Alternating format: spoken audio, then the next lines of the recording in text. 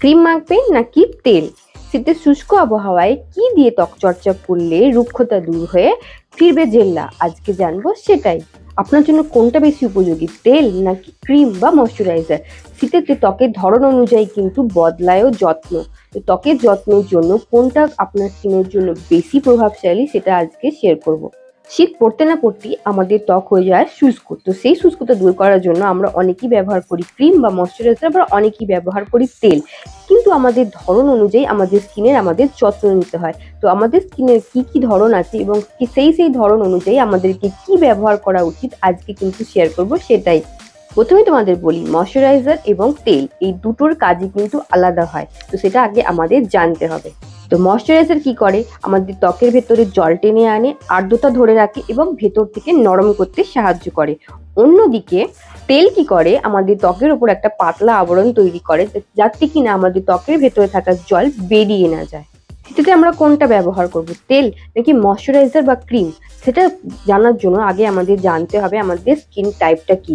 তো আমাদের স্কিন যদি ড্রাই হয় বা শুষ্ক হয়, তেল হয় বা অয়েলি হয়, বা কম্বাইন্ড বা কম্বিনেশন বা মিক্স ত্বক হয়, তাদের জন্য কিন্তু আলাদা আলাদা ধরন আছে। প্রথমে যেটা নিয়ে আমরা আলোচনা করবো সেটা হচ্ছে আমাদের ড্রাই স্কিন বা শুষ্ক ত্বক। তো এদের স্কিন তো সারা বছরই ড্রাই থাকে, শীতকালে আরো ড্রাই হয়ে যায়, যার কারণে ত্বক হয়ে যায় খসখসে, টানটানে, এবং যাদের বয়স হয়ে যাচ্ছে তাদের পাতলা হয়ে যেতে থাকে ত্বকের স্তর।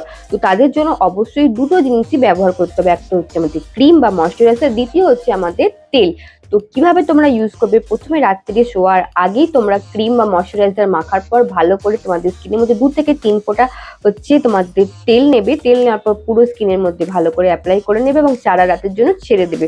পরের দিন যখন তোমরা উঠবে তখন তোমরা নিজেরাই ডিফারেন্স লক্ষ্য করতে পারবে। তো এই অ্যাপ্লিকেশনটা তোমরা দিনে যখনই ত্বকের মধ্যে ময়শ্চারাইজার ইউজ করবে তার সাথে সাথে এই তেলটা তোমরা ইউজ করতে পারো। তো তোমরা দেখতে পাবে তোমাদের স্কিনের মধ্যে যে আর্দ্রতা সেটা ধরে রেখেছে স্কিন, এবং তোমাদের স্কিনেতে কোনো ধরনের ইচিং বা ড্রাইনেস বা খসখসে ভাব নেই। যে বেশি কার্যকরী উপায় যেটা হচ্ছে সেটা হচ্ছে তোমাদেরকে জল খেতে হবে বেশি করে, তাহলে তোমরা দেখতে পাবে তোমাদের স্কিন এমনিতেই হাইড্রেটেড থাকছে, আর্দ্রতা থাকছে। তো এটাই ছিল শুষ্ক ত্বকের জন্য টিপস।